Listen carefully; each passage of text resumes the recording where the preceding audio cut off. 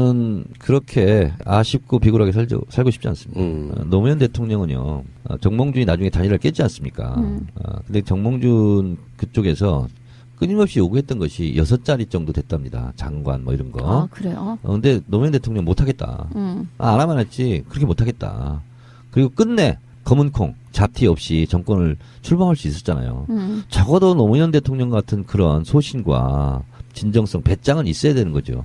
근데 그때도 간당간당 될락말락 했잖아요. 그렇죠. 근데 지금은 오히려 될 가능성이 높은 거 아닙니까? 촛불 국민으로. 그러면 좀 비굴하게 그러지 말고 저도 우리 편과 어깨 걸고 이겨도 우리 편과 어깨 걸고 이렇게 나가야지. 저는 왜 지금 안희정 지사가 그러냐.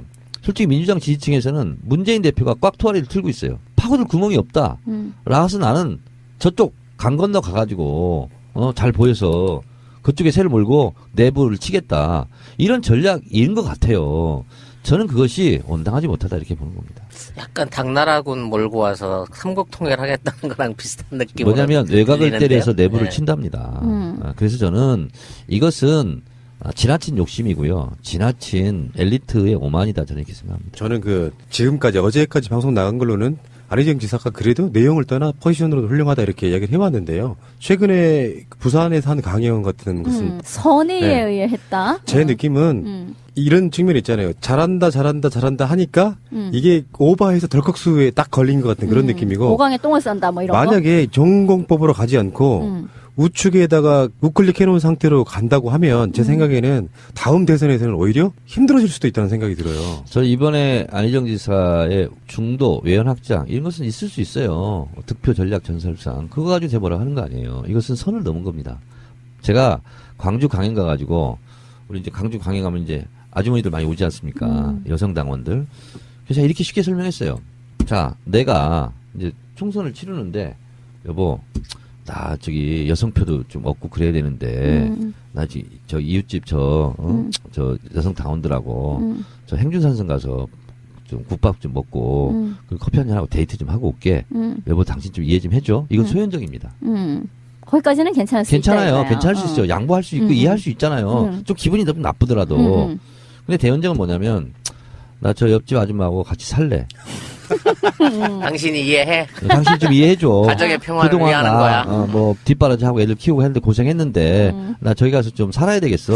갑자기 왜 대연정이 확 기대지지? 저는 이거는 용납해서는 안 되잖아요. 아니 대연정은 정확하게 한다면 새누리당과 연립정부를 만드는 거고요. 새누리당에게 총리 지명권을 주겠다는 겁니다. 근데 얘기를 들어보면요. 저는 이제 뭐 다른 거 토론 때문에 최근에 있었던 TV에서의 토론을 다 봤어요. 막 밤을 새서 봤는데. 근데 이제 얘기를 도대체 안희정의 논리는 무엇인가 하고 이제 열심히 보게 된 거죠. 그 사람 말에 의하면 지금 하신 말씀처럼 우리 편 아니면 저쪽 편, 뭐 아와 비야, 적 이런 개념으로 보지 않더라고요. 그런 개념이 일단 아니고. 그러니까 뭐 이런 식의 얘기를 하잖아요. 촛불의 대의에 동참한다면 뭐 그쪽도 뭐 괜찮다. 근데 우리가 들었을 때는 대의에 동참을 할 리가 없잖요. 뭔 소리요? 이제 이렇게 들리는데 그 사람은 그렇게 생각을 하는 거고. 자, 스톱이 꼬인 거예요. 구분하지 말자주의인 스톱이 거죠. 꼬인 거고요. 본인이 이게 문제되니까요. 난 협치를 말한 거다. 이렇게 얘기했습니다.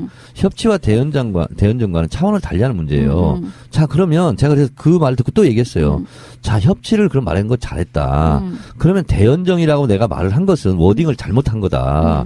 라고 말을 하든가. 라고 말을 해라. 그리고 대연정은 취소합니다. 그리고 대연정을 제가 실현했습니다. 취소합니다. 사과드립니다. 그리고 협치를 그다음부터 주장해라. 대연정을 말했고 대연정이 협치라고 얘기를 하고 있어요. 그건 잘못된 거고요. 그건 사과할 수 없는 용기가 없는 거예요. 사과하는 용기가 없는 거예요.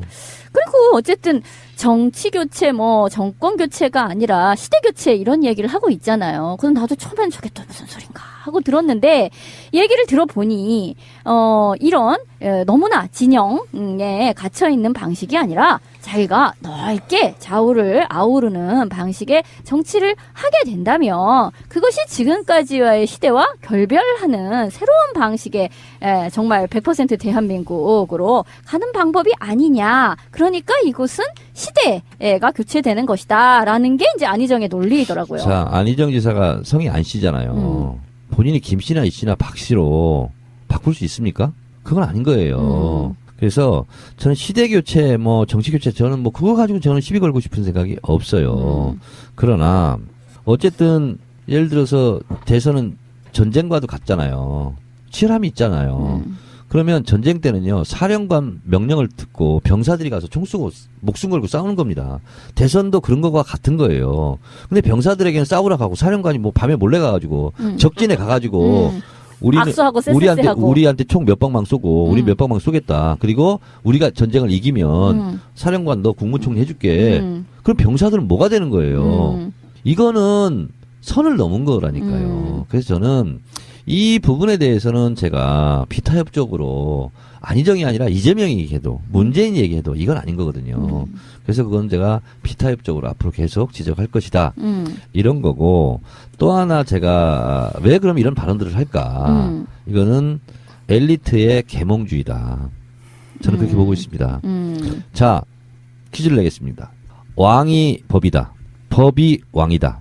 뭐가 옳습니까? 법이 왕이다가 맞잖아요. 그렇습니다. 예. 왕이 입법, 행정, 사법권을 다 쥐고 있었던 것을 왕정국가라고 그러죠. 그렇죠. 그것이 공화정으로 넘어왔죠. 민주주의 사회가 됐죠. 그래서 법이 왕입니다. 법은 누가 만들죠? 국민이 만듭니다. 헌법을 만들 수 있는 권력은 재헌 권력. 국민으로부터 나옵니다. 헌법을 보시면 아시겠지만 권력이라는 단어는 헌법 1조 2항만 나옵니다. 대통령은 권력이라고 표현하지 않습니다. 권한이라고 표현합니다. 그렇죠. 그래서 모든 권력은 국민으로부터 나온다. 국민으로부터 나온 것이 법입니다. 국민들이 합의해 놓은 거예요. 이렇게 하자고. 그걸 대통령이 권한을 갖고 집행하는 것에 불과하거든요. 그래서 국민이 왕입니다. 법이 왕이고 왕이 법인 시대가 이제 아니거든요. 근데 계몽주의는 왕정 복고 냄새가 납니다. 그렇죠. 그래서 이것은 엘리트의 오만이고 엘리트의 계몽주의다라고 제가 지적을 하는 거고요. 여러분 산악대장 박영석을 아십니까? 네. 그럼요. 네. 네. 지금 상암동에 그 기념관이 만들어지고 있습니다. 제가 그걸 추진해서 성과를 낸 건데요. 박영석 대장은 인류 전 역사를 통틀어서 아무도 넘지 못한 업적을 남긴 사람입니다.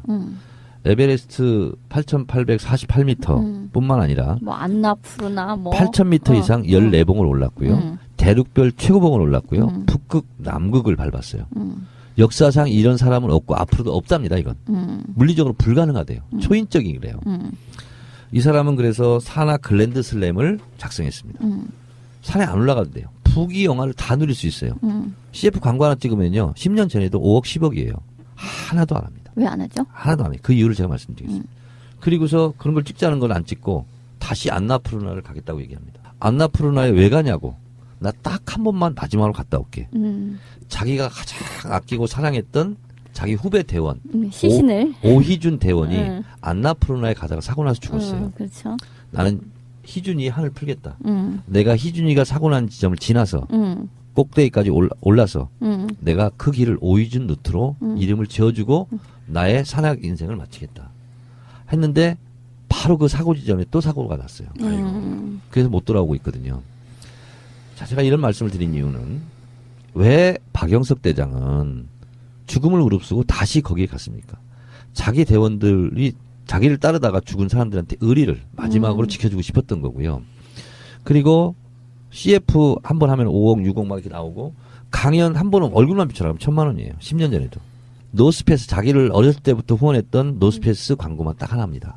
아무것도 안 합니다. 그러니까 사람들이 궁금하잖아요. 물어요. 당신은 왜 이런 거 돈방석 부럽지 않냐. 그때 박영석 대장의 대답이 가슴을 때립니다. 이렇게 대답합니다. 제가 박영석입니다. 그러나 내 이름은 내가 함부로 쓸 수 없습니다. 이 박영석은 나 혼자 써 올린 이름이 아닙니다. 나와 함께 히말라야를 오르다가 9명이 죽었습니다. 그들의 핏값입니다.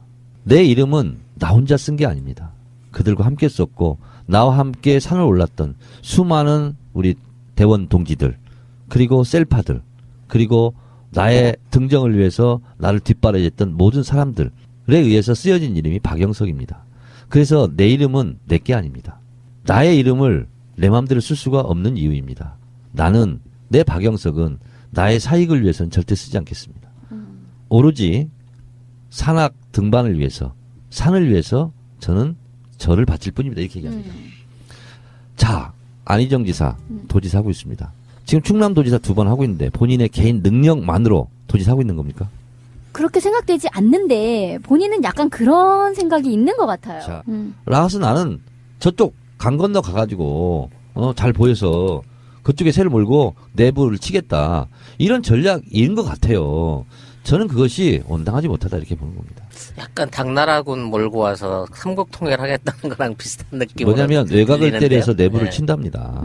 그래서 저는 이것은 지나친 욕심이고요. 지나친 엘리트의 오만이다 저는 이렇게 생각합니다. 저는 지금까지 어제까지 방송 나간 걸로는 안희정 지사가 그래도 내용을 떠나 포지션으로도 훌륭하다 이렇게 이야기를 해왔는데요. 최근에 부산에서 한 강연 같은 것은 선의에 네. 의해 했다. 제 느낌은 이런 측면이 있잖아요. 잘한다 하니까 이게 오버해서 덜컥수에 딱 걸린 것 같은 그런 느낌이고 오강에 똥을 싼다 뭐 이런 거. 만약에 전공법으로 가지 않고 우측에다가 우클릭 해놓은 상태로 간다고 하면 제 생각에는 예, 동참한다면 뭐 그쪽도 뭐 괜찮다. 근데 우리가 들었을 때는 되게 동참을 할 리가 없잖요. 뭔 소리요? 이제 이렇게 들리는데 그 사람은 그렇게 생각을 하는 거고. 자, 스톱이 꼬인 거예요. 구분하지 말자주의인 스톱이 거죠. 꼬인 거고요. 본인이 이게 문제되니까요. 난 협치를 말한 거다. 이렇게 얘기했습니다. 협치와 대연정과는 차원을 달리하는 문제예요. 자, 그러면 제가 그래서 그 말을 듣고 또 얘기했어요. 자, 협치를 그럼 말한 거 잘했다. 그러면 대연정이라고 내가 말을 한 것은 워딩을 잘못한 거다. 라고 말을 하든가. 라고 말을 해라. 그리고 대연정은 취소합니다. 그리고 대연정을 제가 실현했습니다. 취소합니다. 사과드립니다. 그리고 협치를 그다음부터 주장해라. 대연정을 말했고 대연정이 협치라고 얘기를 하고 있어요. 그건 잘못된 거고요. 그건 사과할 수 없는 용기가 없는 거예요. 사과하는 용기. 이해해. 당신 좀 이해해줘. 가정의 평화를 그동안 위하는 거야. 뭐 뒷바라지하고 애들 키우고 했는데 고생했는데 나 저기 가서 좀 살아야 되겠어. 갑자기 왜 대연정이 확 기대지지? 저는 이거는 용납해서는 안 되잖아요. 아니 대연정은 정확하게 한다면 새누리당과 연립정부를 만드는 거고요.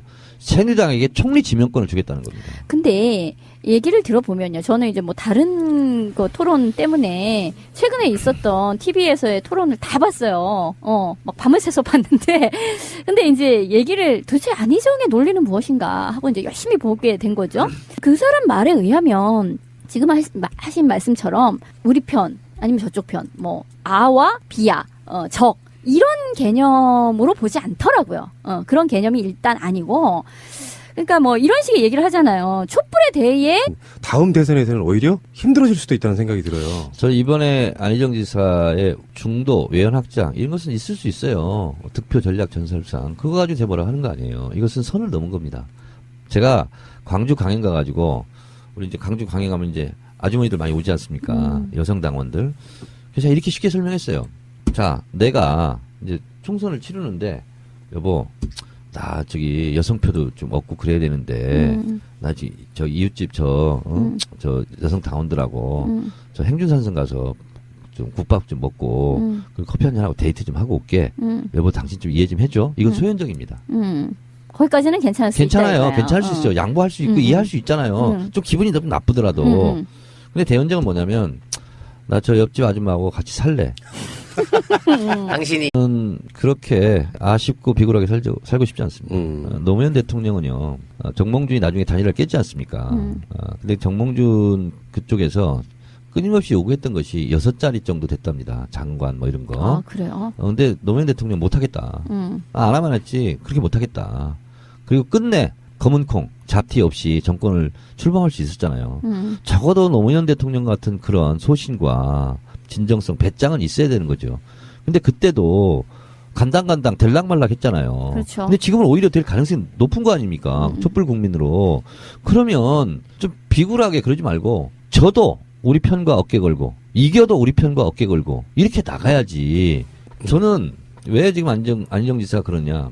솔직히 민주당 지지층에서는 문재인 대표가 꽉 토아리를 틀고 있어요. 파고들 구멍이 없다.